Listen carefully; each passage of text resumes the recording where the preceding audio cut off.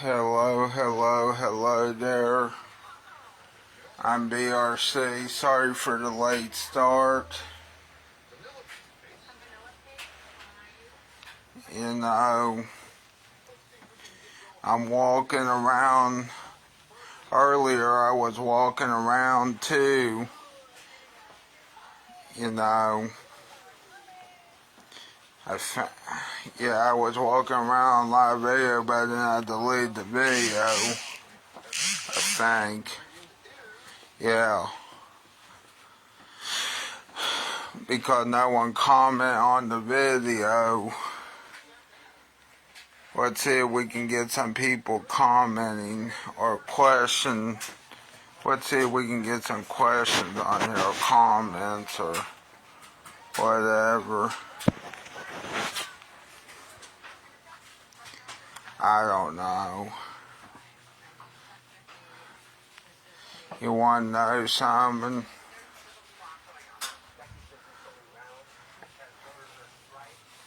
I didn't watch Raw last night,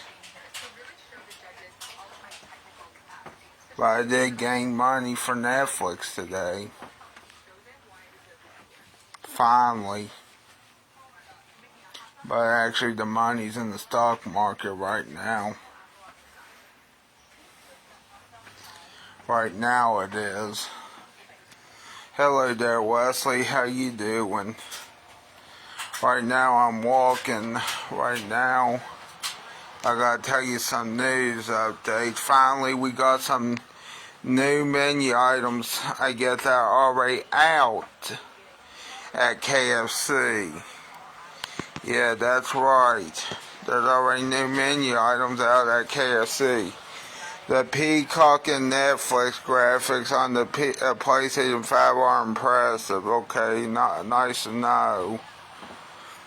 But anyway, when I was looking at the KFC app earlier, Wesley, apparently KFC here in the United States has Korean barbecue mac and cheese bowls, Korean barbecue loaded fry bowl, and this is in the United States. Okay, this is the app here in the United States. This is not overseas. Okay. Before anyone says anything, this is the app in the United States. Yeah, before anyone says anything, this is the app in the United States. Yes, Korean barbecue out all things. Yes, and I am not joking. If this was out of the country, you would know. And you would tell if it's out of the country. You could also tell because the prices would be different, and the other stuff would be different. Also, the Korean, the combos and there's more, by the way. Hold on a minute, and I'll show you. Hold on a minute. Where is the other stuff? Again, they also got this stuff too, mashed potato. Well, that's the famous bowl, isn't it? Oh, that too. Yeah, they also got this stuff too. They got the regular stuff. Yeah, so they got that stuff too. But right now I'm walking inside because I am not risking going outside. Did you see the concert coming Monday at the Coliseum? Is it the Marshall Tucker Band? I think it's what it's called. I think that's... Yeah, I saw that. And I think I also heard that, yeah, okay, I knew it was that. See, I know my concert announcements now. I just wish it was the Day announcements that were that, but okay, that's good too. See, I know tickets are $10. Damn, that's good. That are $10. Normally, people And that's for which tickets now? And that's for all tickets, or just which tickets are we talking about? Which tickets are we talking about? Or does it? Oh, it's from 5:30 p.m. to 8 p.m. And but which tickets are those for? Or that all tickets are $10? That'd be awesome if it was all $10. That'd be awesome. Anyway, let me get the outfit there. And show you the other news that I found. Sorry about my hair being messed up. I also found some other news too. And this involves White Castle. Now I know White Castle's not around here. All tickets are $10, and this is the Marshall Tucker Band in Shenandoah. Okay, at the Charleston Coliseum, right? Okay. Well, anyway, White Castle brings back French toast sliders for all-day breakfast menu. But that's saying something, because, I didn't know White Castle had an all-day breakfast menu. But then again, there's no White Castles around here, so there's that problem. I know there's a White Castle in Chillicothe, Ohio. I've been to that one. I can tell you this, the burger wasn't good. I think the freezer section burger was better.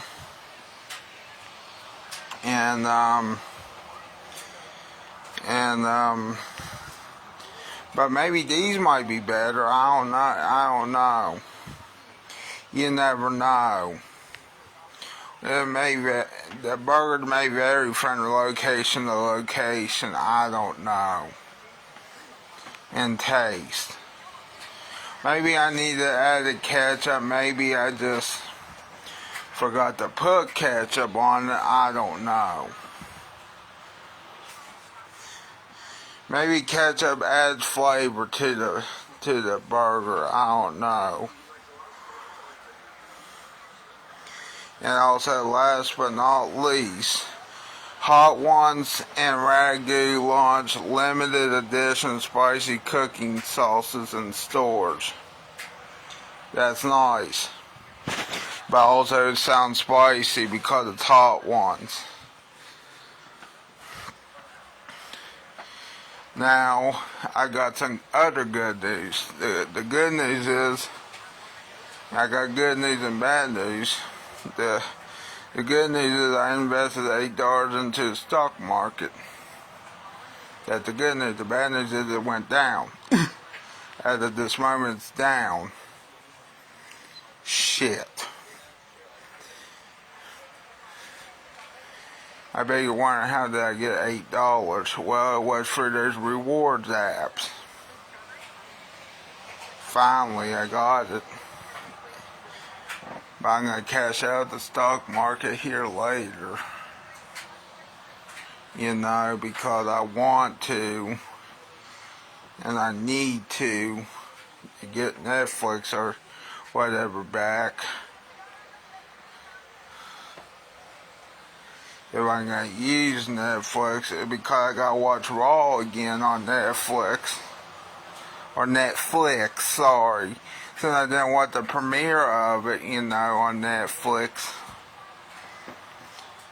But from what I heard I heard Hulk Hogan got booed the hell out of the arena.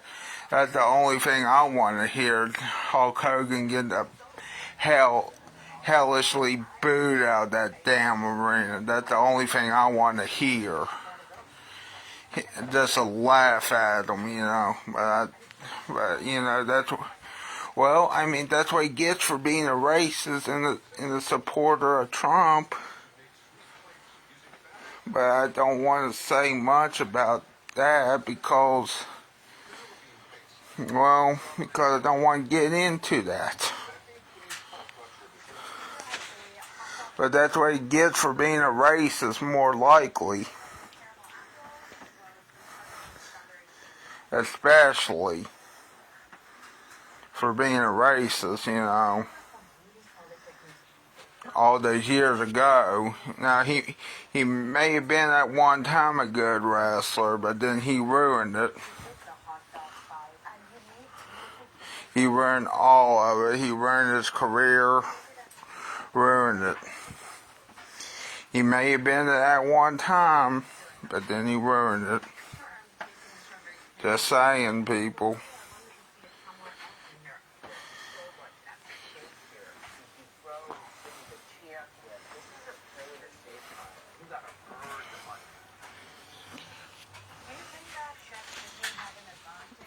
Anyway, I'm trying to think here. What we need to do next.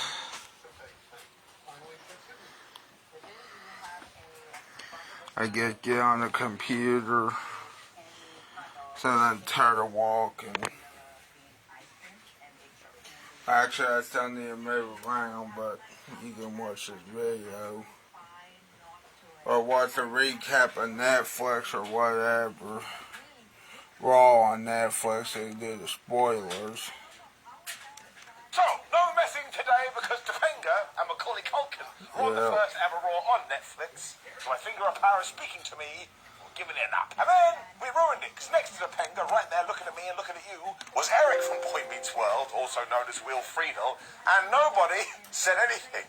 Like the massive nerd I am, I sat there watching on my Netflix device, genuinely offended. Somebody from Boy Meets World turns up on your wrestling show, you, ironically, acknowledge them. It's getting the most ridiculous down ever. Also, yes, hello and welcome to Ups and Downs, which I guess I should introduce properly, because that's what WWE did the entire evening. It is a wrestling review show.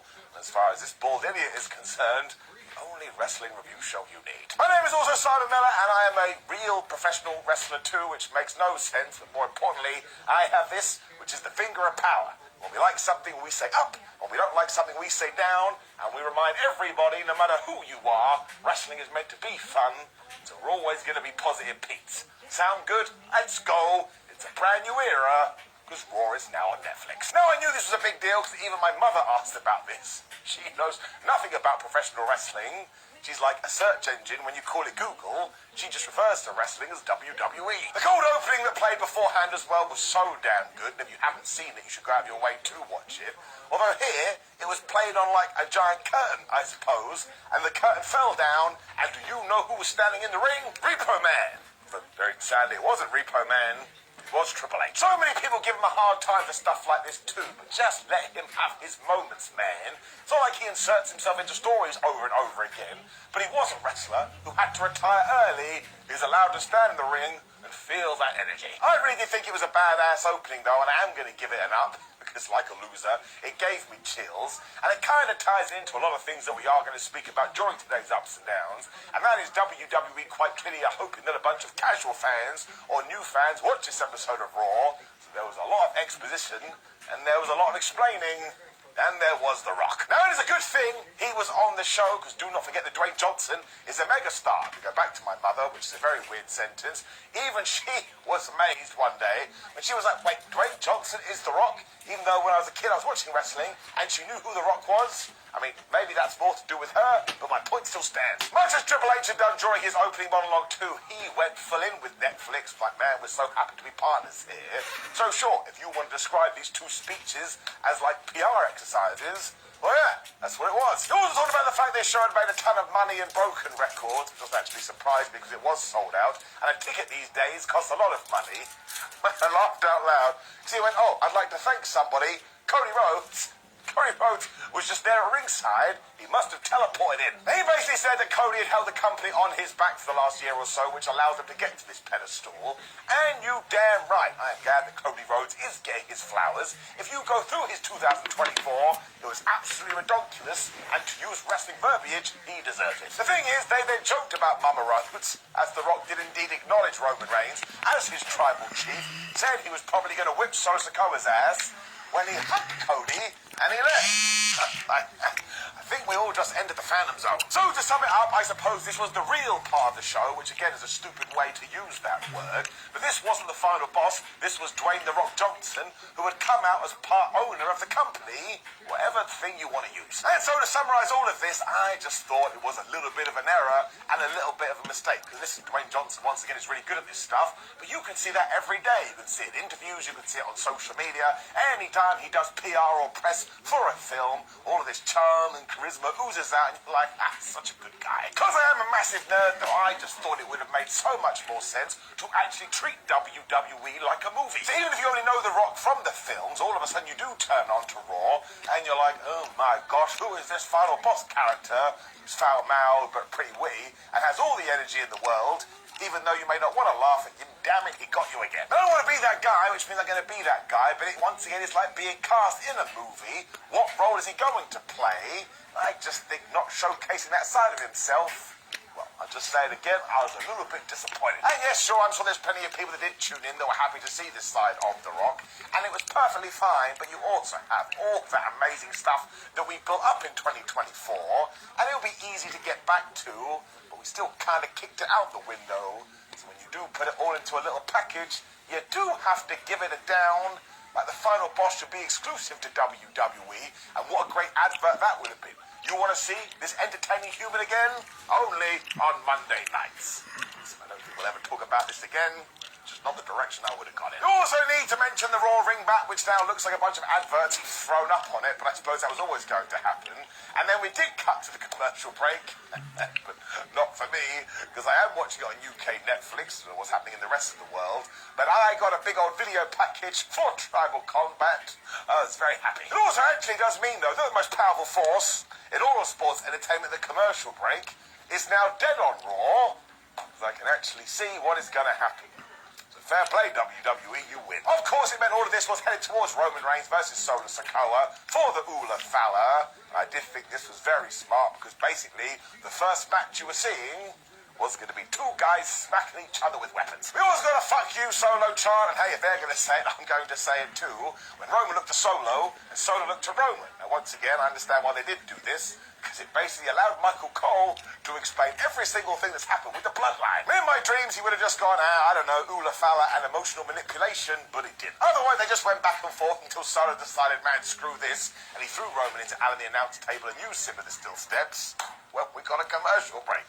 But not for me. I am going to run this into the ground. I got to see Solo talking smack. Sikoa then whacked him with a chair when Roman finally smartened up, and when Sikoa tried to crush him in the corner with the hip attack, Reigns was like, well, wait a minute, if he hit me with a chair, why don't I hit him with Charlie the Chair too? And that's exactly what he did. Sikoa then realised he could hit Roman right in the penis, so he made sure he did that too. When, of course, we introduced Kenny the Kendo Stick, the answer for that is professional wrestling. Solo also started to choke Roman. I was like, why wouldn't you continue to do this until he's dead? That's the reason you choke someone. No one chokes you a little bit. You choke somebody until they're dead. But to be fair, Roman Reigns got out of this bomb of power. He also threw Solo through a table. It looked like he was going to win. When, of course, Tamatonga, who was miles away, must have gone, why am I at ringside? What a goober I am. I'm allowed to interfere. Pulled the referee out at the 1-2. The first part was Jacob Fatu turned up to this, and this crowd went crazy, and he's over, and my gosh, we probably planted some seeds here, because he laid out Roman Reigns with the moonsault. Solo then hit the spike for another great 1-2, when Bloodline 2.0 just being up all the referees, and of course we did that, so we could go back to sort of WrestleMania 39, who came out to help Roman Reigns, with Sami Zayn and Jimmy Uso. Now I wouldn't have come out, or if I had have done, I would have gone, listen, Bloodline 2.0, you go away, listen to us, Roman, where have you been for the last few weeks? We basically did recreate that pay-per-view too, because Sami Zayn hit the big haluva kick, and Jimmy Uso hit the big super kick. Roman Reigns got the spear. You were meant to go, it's over, but that damn Solo Sikoa, he kicked out two. My tribal chief. This thing got totally nuts, as they always do with Tribal Combat, because Sammy and Jimmy then got rid of the Bloodline 2.0 when Kevin Owens decided, man, I really hate that Roman Reigns. And he came in from nowhere, and he dropped him with a stunner, and once again he still kicked out. So Sikoa was pissed. I was then laughing as the ridiculousness got out of control, because Cody Rhodes' music hit, which does mean within the word of the story, he was backstage and he said to the sound guy, listen, just give it 1 minute. Oh, no, hit play now. He obviously took out Kevin Owens, which made all the sense in the world, because it was an advert saying, hey, maybe you should watch SmackDown, and he got the Cody cutter. That's when essentially the end was nigh. Because even though Roman and Solo did get into it one last time, Roman hit one spear when he went into the corner, he went, ooh-rah. When he does do that, it means his spear now has 2 times the power. He hit it, 1, 2, 3, your new tribal chief, or your original tribal chief. Call him whatever you want. I'm going to go with Darren. The Rock then just walked out from the back. And again, I'm sure you were like me. You're like, oh my God, he's going to beat up Roman Reigns. And now we're going to get into the character stuff, but we did not do that. He took the Ula Fella from Paul Heyman, and he put it over Roman's neck, and then they hugged. So they're just the best of friends. No, I really do think he should have just dropped Roman and we got right into it, but maybe it means The Rock isn't working WrestleMania. Nobody will know, but in terms of the first match on this Netflix show, it had the importance, it had the gravitas. Roman was always going to win, and hopefully we set up something with Jacob Fatu. Give it up. CM Punk was then warming up because you do not want to be cold. When I said out loud, what the flub happened to the New Day versus Rey Mysterio in a partner match? Apparently it got away. Now we did get a proper tease for Pentagon later, because we had another video, and it literally ended with the words Penta. So unless WWE is just going to troll us massively, I imagine the Pentagon is going to be here next week. But the thing is, I had prepared myself to see him in front of this crowd. You know the deal. I can't handle stuff like that. Now I've got to cry into my cornflakes. It's getting it down. Thankfully, the New Day were still here because they had requested some time, and they're so good as always. And they did address this. They were like, well, yeah, we were meant to have that match, but we told Triple H we don't want to go to Los Angeles, and we definitely don't want to wrestle. And I was like, well, if you have that much power, why don't you just ask for a tag team title shot? The boos were just raining down. Xavier Woods and Kofi Kingston are just my favourites, because they were like, well, we knew this was going to happen, because all of you like that stupid idiot Kendrick Lamar. So now I need that match at WrestleMania. There's also cut them off after a while. She was like, dudes, you've gone too long. Now listen, I'm just going to give them an up because they entertain me, which makes me a terrible person.